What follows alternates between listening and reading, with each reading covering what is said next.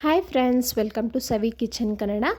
ಇವತ್ತು ರೈಸ್ಗೆ, ಚಪಾತಿಗೆ, ಪೂರಿಗೆ ಎಲ್ಲದಕ್ಕೂ ಒಳ್ಳೆ ಕಾಂಬಿನೇಷನ್ ಆಗಿರೋ ಅಂಥ ಈ ಚೋಲೆ ಮಸಾಲೆ ಅಥವಾ ಚೆನ್ನ ಮಸಾಲ ಗ್ರೇವಿ ಹೇಗೆ ಮಾಡೋದು ಅಂತ ನೋಡೋಣ. ಎಲ್ಲ ಸಬ್ಸ್ಕ್ರೈಬ್ ಮಾಡದೆ ನೋಡ್ತಿದ್ದೀರಾ, ಪ್ಲೀಸ್ ಸಬ್ಸ್ಕ್ರೈಬ್ ಮಾಡಿ. ಮೊದಲಿಗೆ ಪ್ಯಾನ್ಗೆ ಇಲ್ಲಿ 3 ಲವಂಗ, 1 ಇಂಚು ಚಕ್ಕೆ ಹಾಕ್ಕೊಂಡು ಒಂದು ಸ್ವಲ್ಪ ಬಿಸಿ ಮಾಡ್ಕೊಳ್ತಾ ಇದ್ದೀನಿ.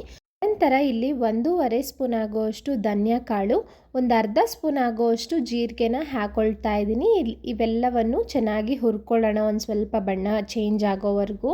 ಡೈರೆಕ್ಟಾಗಿ ಮಸಾಲ ಪೌಡರ್ಸ್ ಬದಲು ಈ ರೀತಿ ಮನೆಯಲ್ಲೇ ರೆಡಿ ಮಾಡಿಕೊಂಡ್ರೆ ಗ್ರೇವಿ ತುಂಬ ಟೇಸ್ಟಿಯಾಗಿರುತ್ತೆ ಡಾಬಾ ಸ್ಟೈಲ್ನಲ್ಲೇ. ಖಾರಕ್ಕೆ ತಕ್ಕಂತೆ ಇಲ್ಲಿ ಒಂದು 5 ಬ್ಯಾಡಗೆ ಮೆಣಸಿನ್ಕಾಯಿ ಹಾಕಿದ್ದೀನಿ. ಬ್ಯಾಡಗೆ ಮೆಣಸಿನ್ಕಾಯಿ ಹಾಕೋದ್ರಿಂದ ಒಳ್ಳೆ ಬಣ್ಣ ಸಹ ನ್ಯಾಚುರಲ್ಲಾಗೆ ಗ್ರೇವಿಗೆ ಬರುತ್ತೆ. ನೋಡಿ, ಇವೆಲ್ಲ ಹುರಿದಾದ್ಮೇಲೆ ಮಿಕ್ಸಿ ಜಾರ್ಗೆ ಹಾಕ್ಕೊಂಡು ಎಷ್ಟು ನುಣ್ಣಗಾಗುತ್ತೋ ಅಷ್ಟು ನುಣ್ಣಗೆ ರುಬ್ಬಿ ಪಕ್ಕಕ್ಕೆ ಇಟ್ಕೊಳ್ಳಿ. ಇಲ್ಲಿ 1 ಟೊಮೆಟೊನ ತೊಗೊಂಡಿದ್ದೀನಿ, ಇದನ್ನು ರುಬ್ಕೊಳ್ತೀನಿ. ಅನಂತರ ಇಲ್ಲಿ 1 ಮೀಡಿಯಮ್ ಸೈಜ್ ಈರುಳ್ಳಿ, 15 ಎಸಳು ಬೆಳ್ಳುಳ್ಳಿ, 1 ಇಂಚು ಶುಂಠಿ, ಇದನ್ನು ರುಬ್ಬಿ ಸೈಡ್ಗೆ ಇಟ್ಕೊಂಡು, ಈಗ ಕಾಬೂಲ್ ಕಡಲೆ ನಾನು ನೈಟೇ ನೆನೆಸಿದ್ದೆ, ಒಂದು 5 ಅವರ್ ಆದರೂ ನೆನಿಬೇಕು ಇದು. ಅನಂತರ ಕುಕ್ಕರ್ಗೆ ಆ ಕಡಲೆನ ಹಾಕಿ ಮುಳುಗೋ ಅಷ್ಟು ನೀರನ್ನ ಸೇರಿಸ್ತಾ ಇದ್ದೀನಿ. ರುಚಿಗೆ ತಕ್ಕಷ್ಟು ಉಪ್ಪನ್ನು ಹಾಕ್ಕೊಳ್ಳೋಣ.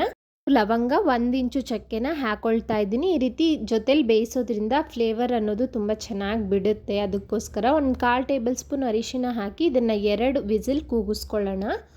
ಈಗ ಪ್ಯಾನ್ಗೆ ಒಂದು 4ರಿಂದ 5 ಸ್ಪೂನ್ ಆಗೋಷ್ಟು ಎಣ್ಣೆ ಹಾಕಿದ್ದೀನಿ. ಒಂದು ಸ್ವಲ್ಪ ಸಾಸಿವೆ, 1/4 ಟೇಬಲ್ ಸ್ಪೂನ್ ಆಗೋಷ್ಟು ಜೀರಿಗೆನೂ ಸಹ ಹಾಕ್ತಾ ಇದ್ದೀನಿ. ಒಂಚೂರು ಬಿಸಿ ಆದಮೇಲೆ ಇಲ್ಲಿ 1 ಪಲಾವ್ ಎಲೆ ಹಾಕ್ಕೊಂಡು ರುಬ್ಬಿ ಇಟ್ಕೊಂಡಿರೋ ಅಂಥ ಈರುಳ್ಳಿ ಪೇಸ್ಟನ್ನು ಹಾಕೋಣ. ನಾವು ಹಸಿ ಪದಾರ್ಥಗಳು ಹಾಕ್ಕೊಂಡಿದ್ದೀವಿ ರುಬ್ಬೋದಕ್ಕೆ, ಹಸಿ ಸ್ಮೆಲ್ಲೆಲ್ಲ ಹೋಗಬೇಕು. ಆಯಿಲಲ್ಲೇ 1ರಿಂದ 2 ನಿಮಿಷಗಳ ಕಾಲ ಚೆನ್ನಾಗಿ ಫ್ರೈ ಮಾಡ್ಕೊಳ್ಳೋಣ. ಯೂಶಲಿ ಎಲ್ಲವನ್ನು ಒಟ್ಟಿಗೆ ಹಾಕಿ ರುಬ್ಬಿ ಮಾಡ್ತೀವಿ ಮನೆಯಲ್ಲಿ. ಖಂಡಿತವಾಗಿ ಈ ರೀತಿ ಒಂದು ಸಲ ಟ್ರೈ ಮಾಡಿ, ನಿಮಗೆ ಆ ಫ್ಲೇವರ್ಸ್ ತುಂಬ ಚೆನ್ನಾಗಿ ಬರುತ್ತೆ ಈ ಗ್ರೇವಿಲಿ. ನೋಡಿ, 1ರಿಂದ 2 ನಿಮಿಷ ಆದಮೇಲೆ ಟೊಮೆಟೊ ಪ್ಯೂರಿನ ಹಾಕ್ಕೊಳ್ತಾ ಇದ್ದೀನಿ. ಇದನ್ನು ಅಷ್ಟೇ ಮತ್ತೆ 1ರಿಂದ 2 ನಿಮಿಷ ಆಯಿಲಲ್ಲೇ ಚೆನ್ನಾಗಿ ಫ್ರೈ ಮಾಡ್ಕೊಳ್ಳೋಣ.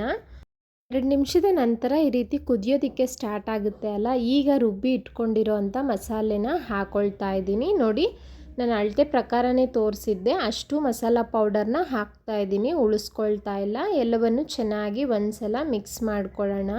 ಈಗ ಇದಕ್ಕೆ ಬೇಯಿಸಿ ಇಟ್ಕೊಂಡಿರೋ ಅಂಥ ಆ ಕಡಲೆ ಇತ್ತಲ್ಲ, ಅದ್ರ ಜೊತೆ ನೀರೂ ಸಹ ಹಾಕ್ಕೊಳ್ತಾ ಇದ್ದೀನಿ. ಎಲ್ಲವನ್ನು ಚೆನ್ನಾಗಿ ಒಂದು ಸಲ ಮಿಕ್ಸ್ ಮಾಡ್ಕೊಳ್ಳೋಣ. 2 ವಿಸಿಲ್ ಬಂದರೆ ಸಾಕು, ಪರ್ಫೆಕ್ಟಾಗಿ ಬೆಂದಿರುತ್ತೆ. ಕಾಳು ಬೇಯಿಸಿದ್ನಲ್ಲ, ಅದೇ ನೀರನ್ನೇ ಇಲ್ಲಿ ಸೇರಿಸ್ಕೊಂಡಿರೋದು ನಾನು. ತುಂಬ ತೆಳ್ಳಗೆ ಮಾಡೋಕ್ಕೆ ಹೋಗಬೇಡಿ. ನೀರೇನಾದರೂ ಜಾಸ್ತಿ ಆಯಿತು ಅಂದರೆ ನಿಮಗೆ ಕನ್ಸಿಸ್ಟೆನ್ಸಿ ನೋಡ್ಕೊಂಡು ಎಷ್ಟು ಹಾಕ್ಕೋಬೇಕೋ ಅಷ್ಟನ್ನು ಹಾಕ್ಕೊಳ್ಳಿ. ಈ ರೀತಿ ಒಂದು 3ರಿಂದ 4 ನಿಮಿಷ ಚೆನ್ನಾಗಿ ಗ್ರೇವಿನ ಕುದಿಸ್ಕೋಬೇಕು. ಆಗ ಗ್ರೇವಿ ಅನ್ನೋದು ಗಟ್ಟಿ ಬರುತ್ತೆ. ನೋಡಿ, ಆಲ್ಮೋಸ್ಟ್ 3ರಿಂದ 4 ನಿಮಿಷ ಕುದಿಸ್ಕೊಂಡಿದ್ದೀನಿ, ಪರ್ಫೆಕ್ಟಾಗಿ ಆಗಿದೆ. ಈಗ ಸ್ಟವ್ನ ಆಫ್ ಮಾಡ್ಕೊಂಡಿದ್ದೀನಿ.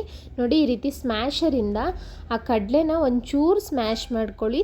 ಆಪ್ಷನಲ್ ಅಷ್ಟೇ, ಮಾಡಲೇಬೇಕು ಅಂತ ಏನಿಲ್ಲ. ಈ ರೀತಿ ಮಾಡೋದ್ರಿಂದ ನಮಗೆ ಸೇಮ್ ಡಾಬಾ ಸ್ಟೈಲ್ನಲ್ಲಿ ಏನು ಸಿಗುತ್ತೆ ಗ್ರೇವಿ, ಅದೇ ರೀತಿಯೇ ಇರುತ್ತೆ.